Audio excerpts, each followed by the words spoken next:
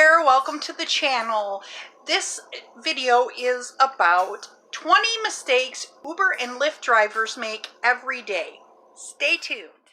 If you are new here, hey guys, do me a solid. Make sure you hit that subscribe button and the little notification bell so you can get more content just like this in the future. Okay guys, so question of the day. How many rides do you feel your YouTube driver channel should have in order to give you advice about driving on any particular platform? Okay guys, I cannot say this enough. There are so many Uber and Lyft drivers that don't follow the laws, and what I'm talking about is little babies will be getting in their car and they won't think, oh, that baby needs a car seat or a booster seat at that.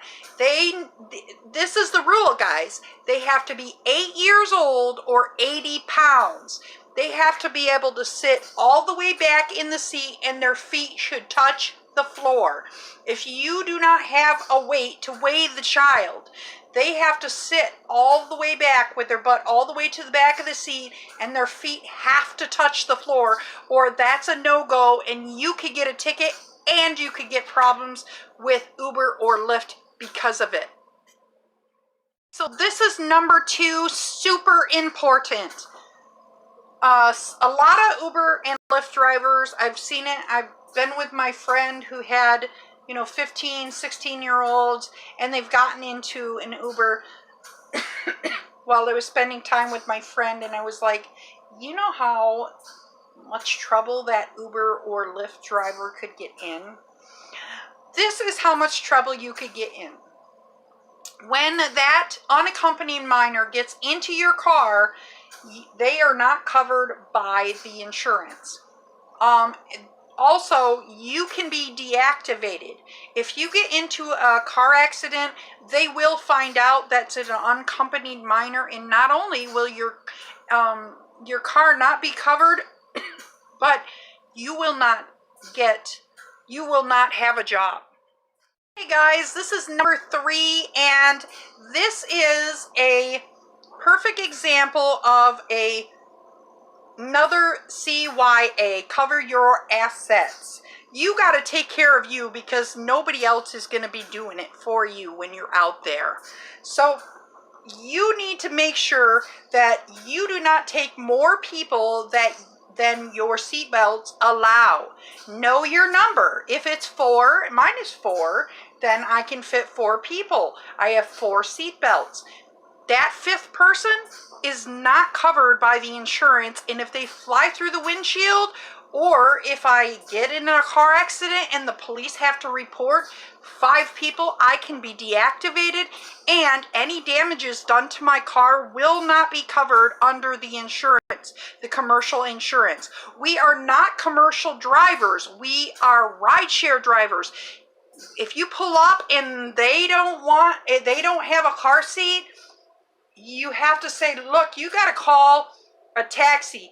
If there are too many people in the car, oh, sorry, you need to get an XL. Okay, so a lot of people, when it's night and they're having a fiesta, oh yeah, they're going to try and talk you into fitting that other extra person.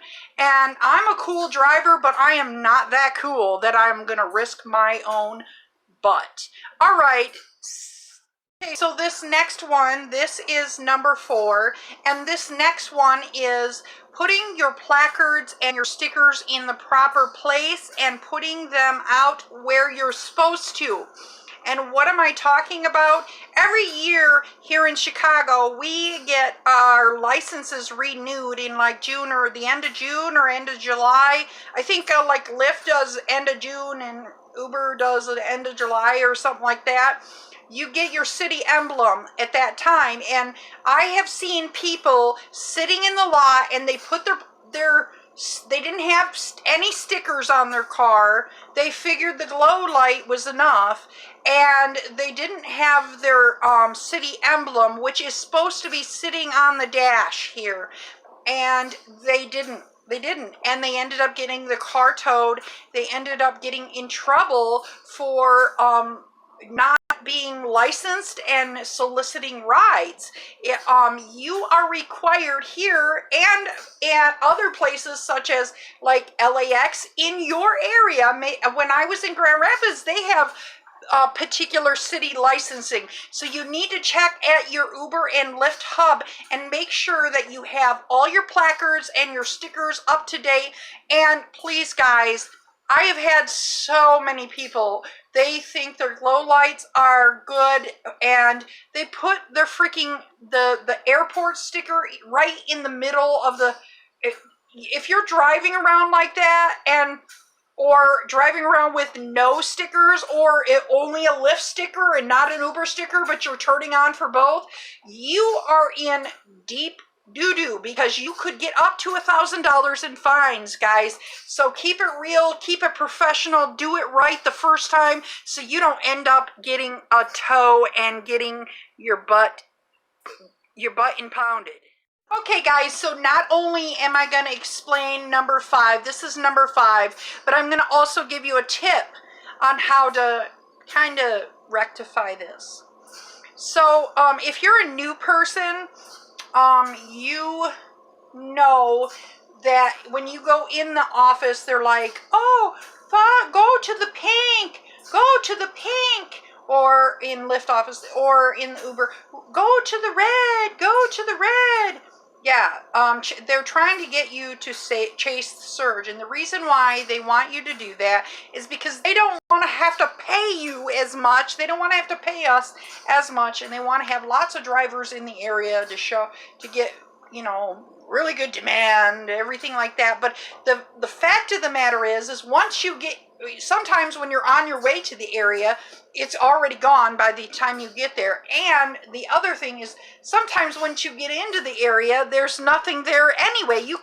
I have gone to places like, I'm thinking, okay, there's this event that's going on, and I get over there and you know, it let out and I'm sitting there for 10 minutes and I'm getting nothing, you know. So this big thing, do not chase the surge.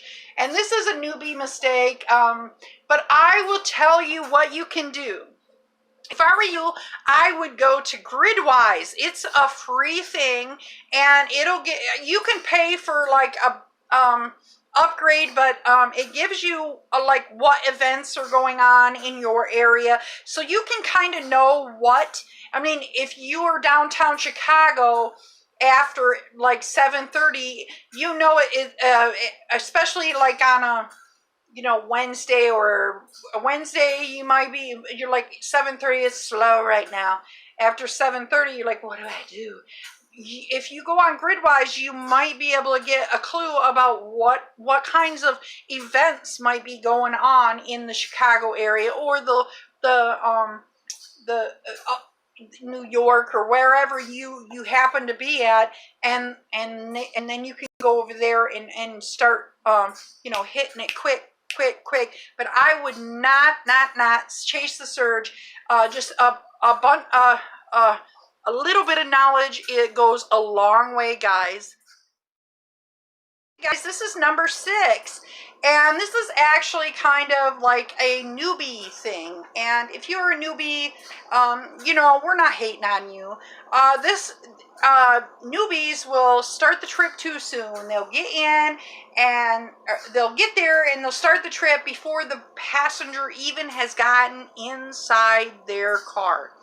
I don't care if they're standing out the car and they open the door and they blah, blah, blah, and they're not in your car. No go. Wait until they're all the way inside your car before you start the trip.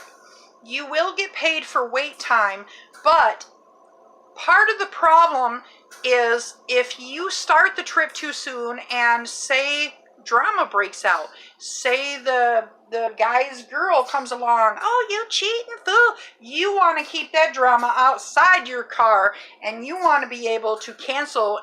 And if you cancel, they can't rate you. Okay, so you need to, and you have your finger on the lock button. Okay, so Just keep your eyes peeled, okay? And a little bit of knowledge will go a long way. You keep it real, and don't start that trip too soon. Keep your eyes peeled. Next one, number 7, drive around looking for rides. This also, look guys, this is, I just got done telling you Gridwise. Check out Gridwise. It's free, and then you will know. This is number 8. A lot of people don't know that they really need to track their miles. Uber and Lyft do track your miles, but once they don't track your miles on the way to the ride. And you can get a tax deduction for wherever you accept the ride at when you're on your way to pick up the passenger, as well as, you know, once you turn off. You know what I'm saying? So my personal thing is I like QuickBooks Pro.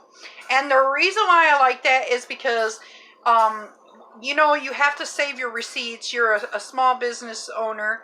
You know, you have, if you're out on the road and you happen to be starving to death and you stop and get some peanuts, you want to write that peanuts off. I mean, what if you end up spending $5? That's $5. I mean, every little bit counts at the end of the year when you get this big, huge, this huge bill. And so the whole point of the thing is make sure you just deduct everything you possibly can. And that includes any meals that you might be doing on the road. If you are doing it for business, it's consider you keep that receipt and take a picture, put it in your QuickBooks Pro, and don't even think about it. Now, I don't know, I used to use a Mile IQ, and it worked for me. And Rydar or something like that. Uber Hints use something else. Starts with the R. So I'm not claiming QuickBooks Pro is the best, but that's what I use. So number 9, breaking speeding while you are driving. Now I know Rideshare Revolution. He's like, I like to ride fast, and it's not that I don't drive fast. But if your passengers will feel more secure with you as a driver if you try to go approximately the speed limit. If you're zooming in and hitting the traffic and doing it like that, they won't feel as secure with you, and your ratings may suffer because of it. Driver. So number 10. And this is a safety issue also. Talking on your phone while people are in the car. It's rude and it's unsafe. Maybe if you're driving yourself and you don't have a ton of distractions, but it is proven that young people tend to be more distracted. They have, you know, their friends in the car and all that, and they end up getting more accidents. So just, you want to make your riders feel secure. And talking on the phone, I would not answer. It's rude. If my spouse calls me, I have Bluetooth. I just hit a button saying, I'll call you in a minute. I'm pulling up to pick somebody up, and I've checked I've scoped out the party. Yes, there's not more than 4 people out there, and they don't seem to be serial killers, so my Fruit Loops are all right. And then they go to get into my car, and I say to them, what is the name on the ride? Okay, I don't say, hey, tell me what your name is. I say, what is the name on the ride? Every so often they do get it wrong, and they're like, oh, I think it's either John Bob, or my real name is Jonathan, but, and he might not remember what his Facebook name was or something like that to start the account. But most generally, you can tell if they get the name on the ride correctly, if that's the right person. Another key thing is if they say to me, oh, Mandy, that is not as reliable, but if they're saying my name, they are actually looking in an app, in the Uber app, and seeing my name.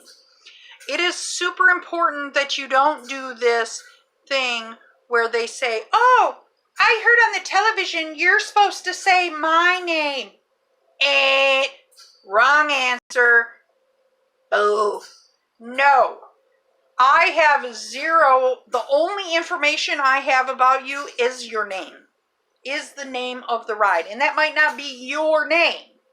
But the only information I have is the name of the ride on the ride. So be careful. Don't let them argue with you.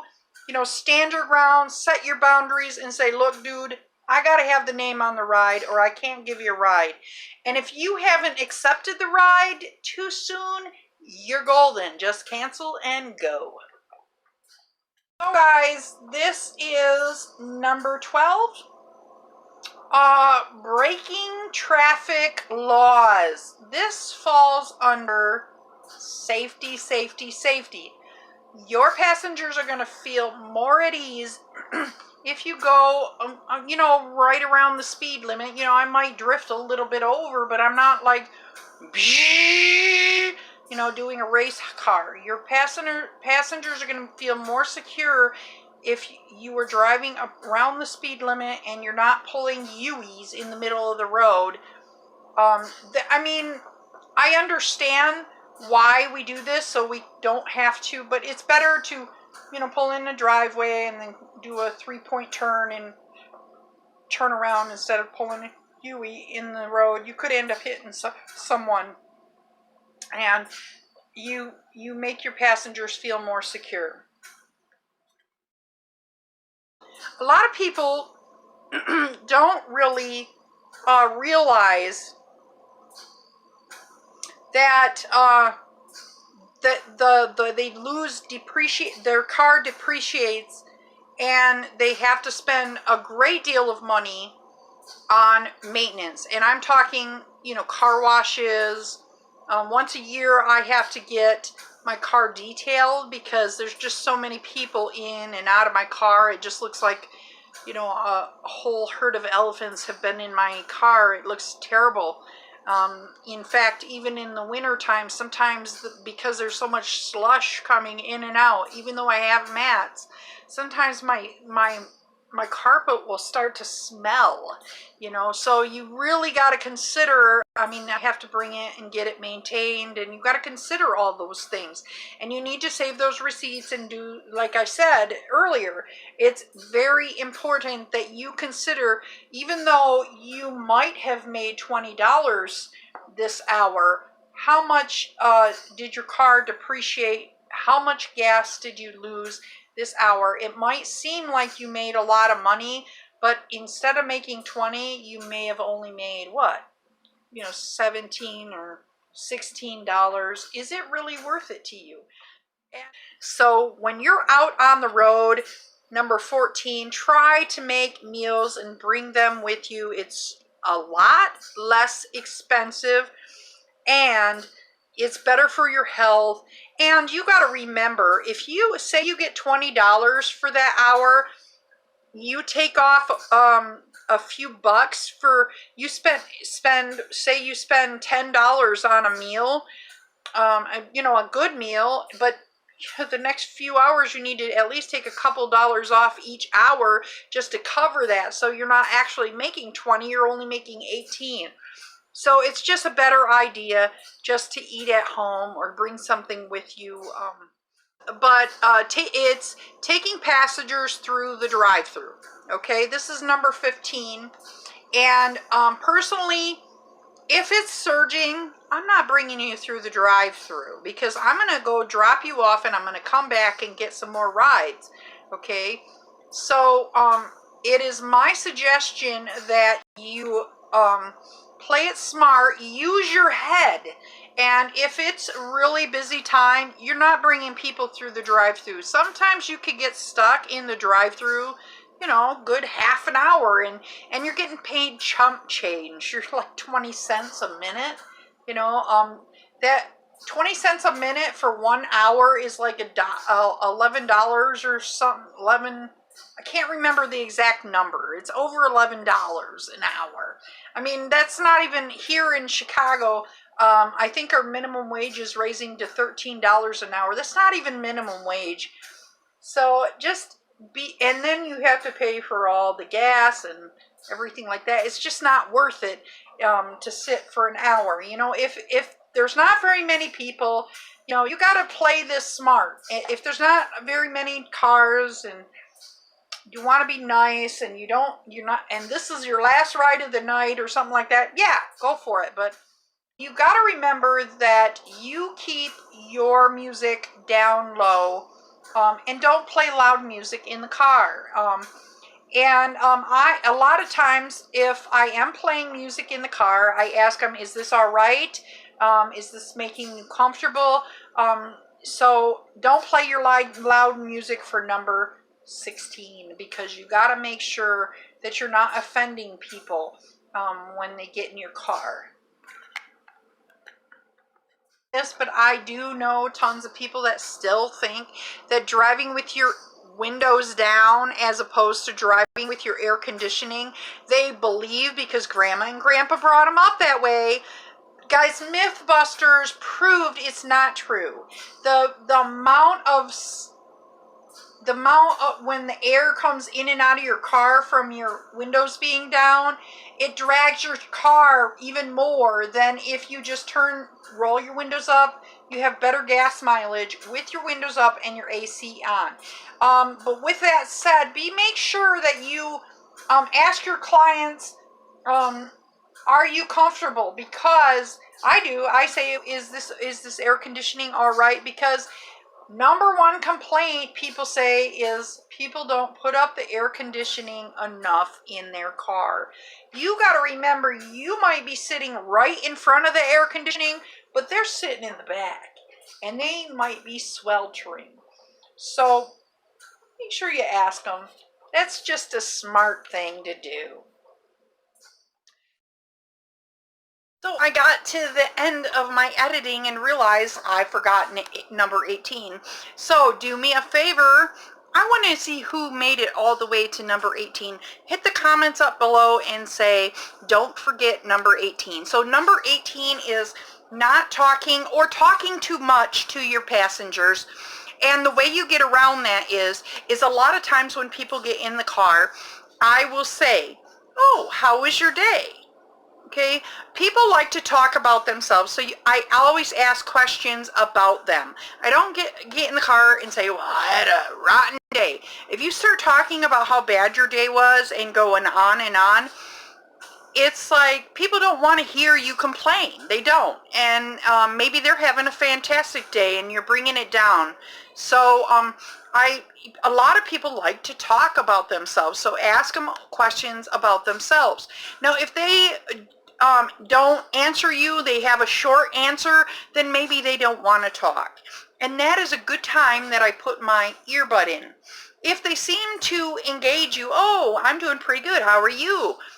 That is when I'll go, oh, I'm doing good. And then if they seem to want the conversation, then I will continue to talk with them. Otherwise, I'm putting my earbud in and we're going. Because a lot of people are just getting in the car and they want to get from A to B. They don't want to have a ton of conversation. So keep that in mind. So number 19, I know there are plenty of people that do this, but it's not cool. Not getting enough sleep. All right, you cannot substitute not getting enough sleep with, taking a bunch of energy drinks and beep, beep, beep, beep. Your brain is still not going to be the same as if you actually get a good night's sleep. So there is a reason why I think here in Chicago, is it 10 hours in the city? You can't drive more than 10 hours in the city for Uber. And 14 hours altogether for Lyft, I think it is. I don't know about in the cities. Lyft might have, Lyft might have to follow, they have to be 10 hours in the city. I remember when we got the 10-hour, cap. There's a reason for that. There's a reason for that. Safety first. Guys, be safe. You're professional. This is the big number 20, and it's important.